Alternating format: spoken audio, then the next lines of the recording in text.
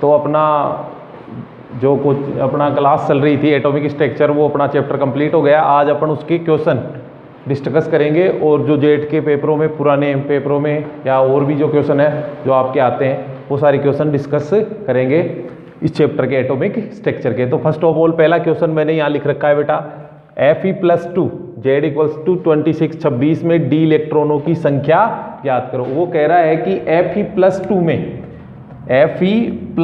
में डी इलेक्ट्रॉनों की संख्या ज्ञात करो। Fe+2 में डी इलेक्ट्रॉनों की संख्या ज्ञात करो। तो अपने को पता है Fe का जो इलेक्ट्रॉनिक वो क्या नाम परमाणु क्रमांक है, उसने Z बेटा कितना बता रखा है 26, उसने कह रखा है कि 26 होता है। तो मैंने आपको बताया था कल इलेक्ट्रॉनिक विन्यास, जो प्रीवियस क्लास थी अपनी इलेक्ट्रॉनिक विन्यास की, आप वो सिद्धांत से भरना आपको सिखाया था मैंने, कैसे भरे जाते। उसके बाद में लास्ट में मैंने एक ट्रिक भी बताई थी आपको। तो देखो बेटा, आपको पता है कि Z भरेंगे तो इसमें 1s2 2s2 2p6 3s2 3p6 4s2 कितने हो गए बेटा 20 हो गए। अब यहां पर अगर अपन बात करेंगे D, तो इसके बाद में जो D आता है 3D, कितने बच गए 20 और 26, इसका परमाणु क्रमांक तो 6। D में कितने हो गए बेटा 6। लेकिन देखो बेटा ये क्या कह रहा है Fe+2, तो Fe+2 कल की वाली बात, वापस वही बात है बेटा, क्या कि मैंने आपको कहा था कि बाह्यतम कोश जो होता है इस सीरीज में वो क्या होगा बेटा 4, क्या है बेटा 4 है।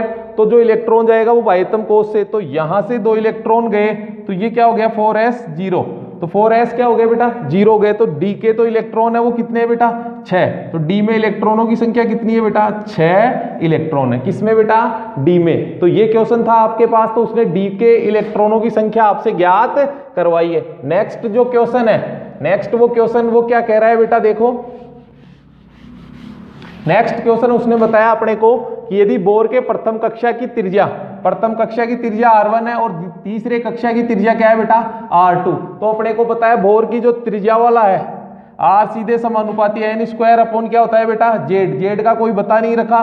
तो अपने क्या कहेंगे कि वो क्या कह रहा है कि प्रथम कक्षा की त्रिज्या मतलब R1 है, किसकी है बेटा प्रथम कक्षा की है। R1 किसकी है बेटा N1 की, किसकी है बेटा N1 की, क्या है बेटा आपके पास R1 है। और अगर मैं कहूं R2 त्रिज्या है कौन से की बेटा तीसरे की, मतलब R2 त्रिज्या R2 त्रिज्या है किसकी बेटा N3 कक्षा की, किसकी है बेटा N3 कक्षा की। अगर अपन बात करें तीसरी कक्षा की, तो अपने पास क्या है, अब आपको पता है उसने पूछा है R1 बटे R2 का रेशियो पूछा है उसने। तो अपने को पता है समानुपाती से पता चलता है कि जो बोहर परमाणु की त्रिज्या है वो उसकी कक्षा की संख्या के वर्ग के क्या होती है बेटा सीधे समानुपाती। तो R1 बटे R2 क्या हो गया बेटा आपके पास 1/3 का क्या हो गया बेटा स्क्वायर, तो आपके पास क्या हो गया बेटा 1/9, क्या हो गया बेटा 1/9। आप कह सकते हो 1:9, R1 अनुपात R2 करे तो 1 अनुपात क्या हो गया बेटा 9, क्योंकि अपने को पता है कि त्रिज्या जो होती है वो कक्षकों की संख्या के या कोषों की संख्या के या कक्षाओं की संख्या के वर्ग के सीधे समानुपाती होती है। अब नेक्स्ट जो क्वेश्चन है वो देखिए बेटा, नाइट्रोजन परमाणु में 3 अयुग्मित इलेक्ट्रॉनों की उपस्थिति की व्याख्या कर सकते हैं, कौन से सिद्धांत से कर सकते हैं। तो देखो बेटा मैंने आपको बताया था nitrogen 7 1s2 2s2 2p3, nitrogen का जो होता है ये 1s कक्षक, ये इसका क्या हो गया बेटा 2s कक्षक, और फिर इसके क्या हो गया ये 2p। तो मैंने कल बताया था कि इसमें 3 इलेक्ट्रॉनों की जो उपस्थिति है वो आप इस फॉर्म में दर्शाते हैं। ये किस सिद्धांत के कारण दर्शाते हैं, ये आपके पास एक नियम था हुंड का अधिकतम बहुलकता नियम। वो क्या कह रहा था बेटा, वो ये कह रहा था आपको कि किसी भी तत्व के परमाणु के अगर अपन बात है या परमाणु के कक्षकों में इलेक्ट्रॉन तब तक युग्मन नहीं करेंगे जब तक कि सभी कक्षकों में इलेक्ट्रॉन न भरे जाए। ये हुंड का अधिकतम बहुलकता नहीं। तो नाइट्रोजन में 3 अयुग्मित इलेक्ट्रॉनों की उपस्थिति कौन दर्शा रहा है बेटा हुंड का अधिकतम बहुलकता नियम। कौन दर्शा रहा है बेटा अधिकतम बहुलकता नियम। नेक्स्ट आपके क्वेश्चन है बेटा देखो, 200 ग्राम द्रव्यमान की गेंद को किस वेग से 3 × 10³ सेंटीमीटर प्रति सेकंड के वेग से फेंका जाता है। h का मान आपको किसमें अर्ग इंटू सेकंड, अर्ग में दे रखा है, मतलब आपको ये अलग डिजिट दे रखी है तो आपसे उसने कैलकुलेट करवाई है क्या बेटा, आपसे करवाई है डी ब्रोगली तरंग दैर्ध्य। तो आपको पता है बेटा डी ब्रोगली तरंग दैर्ध्य के लिए lambda equals to h upon m v या पी।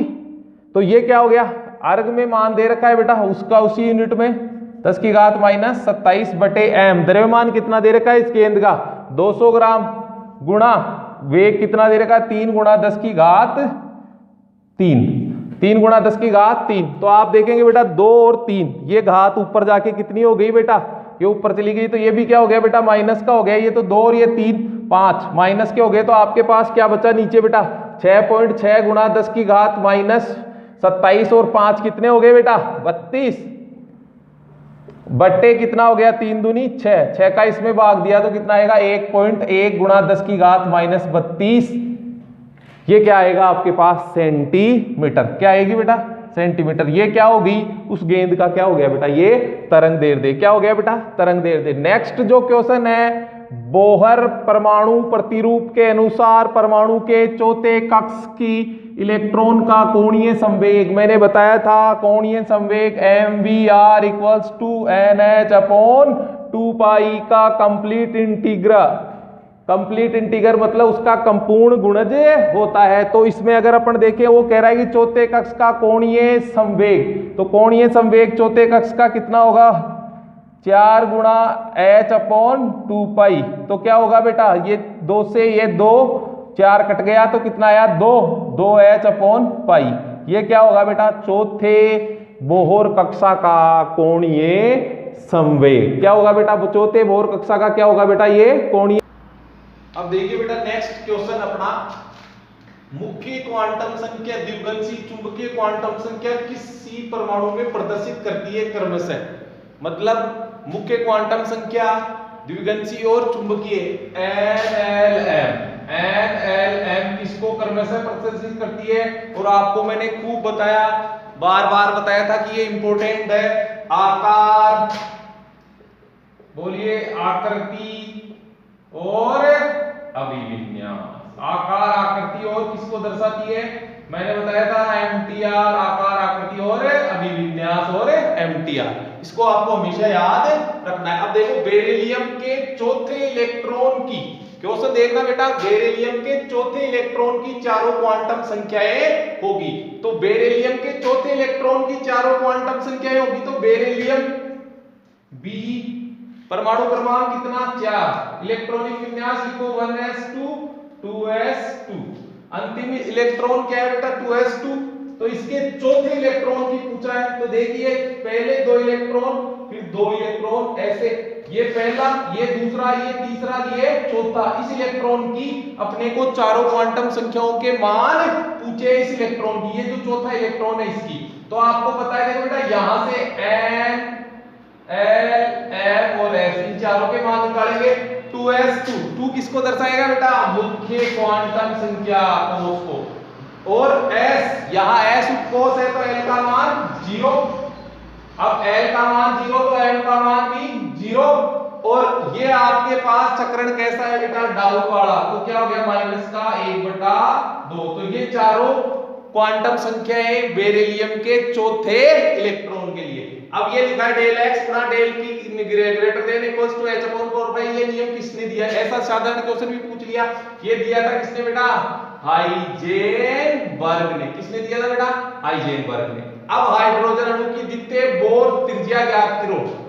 हाइड्रोजन की द्वितीय r बराबर क्या होता है 0.529 गुणा n² अपॉन z। हाइड्रोजन है तो परमाणु क्रमांक 1 और दूसरी पूछी है तो 0.529 गुणा 2 का स्क्वायर, तो कितना हो गया बेटा ये 0.529 गुणा 4, इसको गुणा करेंगे तो 9 चौक 36, 3 4 दूनी 8 3 11 1 5 चौके 20 20 और 1 21, तो ये कितना हो गया बेटा 21, तो ये 2 पॉइंट ये हो गया 2.116 एंगस्ट्रॉम। ये क्या आ गई उस द्वितीय बोर कक्षा की क्या आ गई बेटा आपके पास त्रिज्या आ गई। अब नेक्स्ट अगर अपन बात करते हैं तो देखिए बेटा क्वेश्चन आपके पास अगला क्वेश्चन क्या है, वो अगला क्वेश्चन है बहुत इंपॉर्टेंट क्वेश्चन ये अगला आपके सामने। ये जितने भी क्वेश्चन है बहुत इंपॉर्टेंट है, ऐसे ही क्वेश्चन जेट आईसीआर में आते हैं, हर साल आते हैं और इन्हीं से आगे पीछे करके पूछा जाता है। देखो बेटा ये 4 इलेक्ट्रॉनों की क्वांटम संख्या निम्न प्रकार से है, 1 2 तीसरा इलेक्ट्रॉन, चौथा इलेक्ट्रॉन, 4 इलेक्ट्रॉनों की क्वांटम संख्या निम्न प्रकार से है। अब वो उनकी ऊर्जा के बढ़ता क्रम दर्शाइए इन चारों की। तो आपको पता है बेटा, अगर मैं बात करूं इसको पहले का, तो पहले में n बराबर 3 हो गया, l का मान 2। जब l का मान 2 होता है मतलब 1 होता है, 0 होता है तो s, 1 होता है तो p, 2 होते क्या हो गया बेटा, ये 3d है। क्या है बेटा 3d। अगर दूसरे की बात करें तो देखो बेटा n बराबर कितना है 4, तो n बराबर 4 है, l बराबर कितना है 2, तो ये क्या हो गया बेटा 4d। अगर यहां बात करूं देखो बेटा n बराबर 2 और l बराबर 0 मतलब s, और यहाँ n बराबर कितना है बेटा 4 और l बराबर 3, इसका मतलब क्या हो गया बेटा f। 0s 1 हो तब p, 2 हो तब क्या होता है बेटा d, और 3 हो गया तो क्या हो गया बेटा f। तो इनको ऊर्जा के बढ़ते क्रम में, बढ़ती ऊर्जा क्रम में, तो बढ़ते में क्या लिखते हैं बेटा, पहले छोटे फिर बड़ा फिर बड़ा फिर ऐसे। तो इसमें आपके पास पहले किसकी होगी कम 2s की, 2s से ज्यादा किसकी होगी फिर आपके पास में 3d की, किसकी होगी बेटा 3d की, 3d से ज्यादा किसकी होगी फिर 4d की, 4d से ज्यादा किसकी होगी बेटा फिर 4f की। मतलब सबसे ज्यादा जो ऊर्जा होगी वो किसकी होगी बेटा आपके पास 4f की। इसका मतलब सबसे कम आपके पास तीसरा होगा, फिर उससे ज्यादा कौन सा होगा बेटा, फिर उससे ज्यादा आपके पास पहला होगा, फिर उससे ज्यादा कौन सा होगा आपके पास ये आपका दूसरा होगा, फिर लास्ट में कौन सा होगा बेटा चौथा।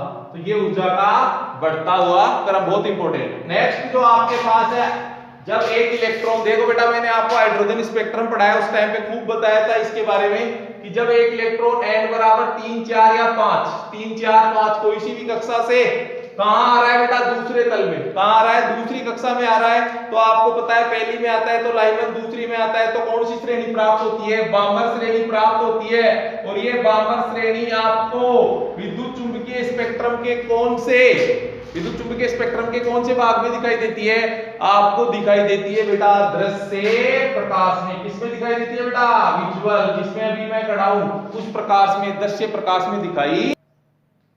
अब देखिए बेटा नेक्स्ट क्वेश्चन लिखा है, निम्न में से कौन सा संभव नहीं है, निम्न में से कौन सा संभव नहीं है। तो देखो इसमें 1p1 कभी हो ही नहीं सकता है, p1p कभी हो नहीं सकता है। 3s में अधिकतम 2 इलेक्ट्रॉन, तो ये भी संभव नहीं है। 4f 13, 4f 13 मतलब f में 14 आ सकते हैं, 4f होता भी ये सही है।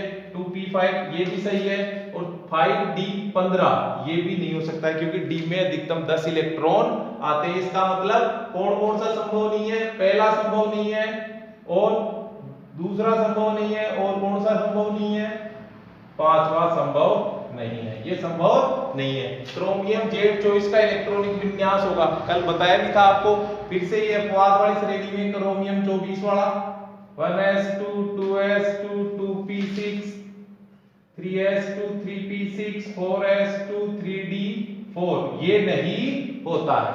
ये क्या होता है बेटा नहीं होता है, आपको पता है इनकी एनर्जी सेम होने से क्या हो जाता है, नियरली सेम एनर्जी होने से क्या हो जाता है, ये एक इलेक्ट्रॉन यहां से जब हाफ फील्ड हो जाता है ये, तो इसका इलेक्ट्रॉनिक विन्यास करेक्ट क्या है 1s2 2s2 2p6 3s2 3p6 4s1 और 3d5। ये किसका इलेक्ट्रॉनिक विन्यास है बेटा आपके पास, आपके क्रोमियम का 4s1 3d5। इसके d में कितने 5 है, इनमें इलेक्ट्रॉन है होते हैं। उपकोष की ऊर्जा का बढ़ता क्रम, जो भी उपकोष होते हैं आपके s p d f, इनकी बढ़ती ऊर्जा का क्रम क्या होता है, S से ज्यादा किसकी P की, P से ज्यादा किसकी D की, और D से ज्यादा किसकी ऊर्जा होती है बेटा F की।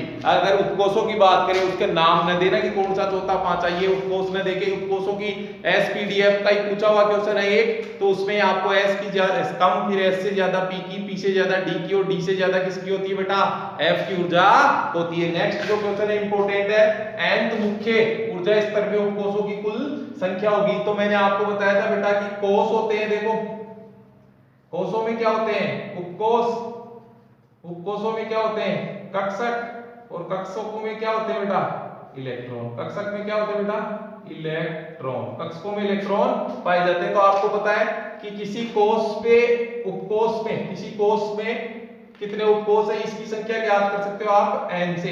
किसी कोष में कितने कक्षक है ये ज्ञात कर सकते हो आप n स्क्वायर से। और किसी कोष में कितने इलेक्ट्रॉन है ये किससे ज्ञात कर सकते हो आप बेटा 2n स्क्वायर। n स्क्वायर ये क्या हो गया बेटा 2n स्क्वायर। तो इसमें क्या हो गया कोष में उपकोषों की संख्या कितनी है बेटा n के बराबर। जो जितना कोष है कि पहला कोष तो पहला कोष उसमें कितने उपकोष 1s। दूसरा जो कोष होता है उसमें 2s होता है 2p। तीसरा जो कोष होता है आपका उसमें 3s 3p और 3d तीन उपकोष होते हैं। चौथा जो कोष होता है आपके 4s 4p 4d और 4f। ऐसे पांचवे में 5। और किसी कोष में इलेक्ट्रॉनों की संख्या ज्ञात करने का जो सूत्र होता है वो कितना होता है बेटा वो सूत्र होता है आपके पास 2n स्क्वायर। कितना होता है बेटा 2n स्क्वायर। तो ये तो आज अपनी क्वेश्चनों की क्लास थी। जो प्रीवियस ईयर के क्वेश्चन थे वो अपन ने डिस्कस किए। फिर भी अगर बेटा आपके कोई डाउट हो किसी भी क्वेश्चन में और भी आप मेरे को डाउट बॉक्स में क्वेश्चन डाल सकते हो या फिर व्हाट्सएप के थ्रू मेरे से आप कांटेक्ट करके कोई भी आप क्वेश्चन डिस्कस कर सकते हैं। आप इस चैनल को लाइक करें, कमेंट करें और सब्सक्राइब करें। थैंक यू बेटा।